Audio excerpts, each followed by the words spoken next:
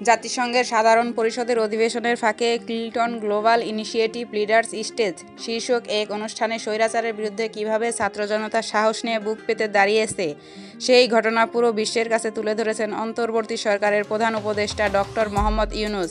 বক্তব্যের শেষ দিকে তার বিশেষ সহকারী মাহফুজ আলম সহ মোট 3 জনকে স্টেজে ডেকে এনে আন্দোলনের তাদের ভূমিকা প্রকাশ করেন।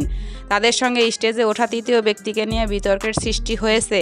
ছাত্র জনতা গণ অভ্যুত্থানে সেই তৃতীয় ব্যক্তি অনুপ্রবেশকারী বলে জানিয়েছেন প্রধান উপদেষ্টার বিশেষ সহকারী মাহফুজ আলম।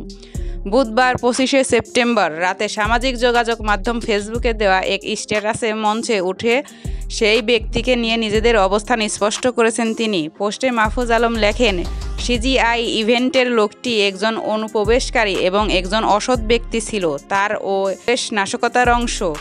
ওই ব্যক্তি ব্যক্তিগতভাবে সিজিআই ইভেন্টে যোগ দেন। সেখানে প্রতিনিধি দলের সদস্য সহ আমরা তার উপস্থিতি ও উদ্দেশ্য সম্পর্কে জানতাম না। তিনি প্রতিনিধি দলের কারো সাথে যোগাযোগও করেননি। তিনি বলেন, স্যার যখন আমাদের মঞ্চে ডাকলেন তিনি তড়িঘড়ি করে দাঁড়িয়ে আমাদের আগে মঞ্চের দিকে ছুটে গেলেন। আমি সেই লোকটিকে মঞ্চে যাওয়া থেকে প্রতিরোধ করতে পারিনি, যদিও আমি সন্দেহজনক ছিলাম। আবার বিশ্বনেতা ও গণ্যমান্য ব্যক্তিদের কাছে সামনে আমি অসহায় বোধ করছিলাম। মনে হয় এটা ছিল ফ্যাসিবাদী গোষ্ঠীর অন্তর্ঘাতের একটি পূর্ব পরিকল্পিত কাজ। আন্দোলন ও গণ অভ্যুত্থানের নেতৃবৃন্দ, সমন্বয়কারী ও যোদ্ধাদের কাছে ক্ষমা প্রার্থী। আমরা তার অনুপ্রবেশ রোধ করতে পারিনি। প্রধান উপদেষ্টার বিশেষ সহকারী বলেন, আমরা আগামী দিনে গণ অভ্যুত্থানের প্রতিনিধিত্বের বিষয়ে অত্যন্ত সতর্ক থাকব এবং এই অনুপ্রবেশকারীদের এবং অন্যান্য জবাবদিহি করব।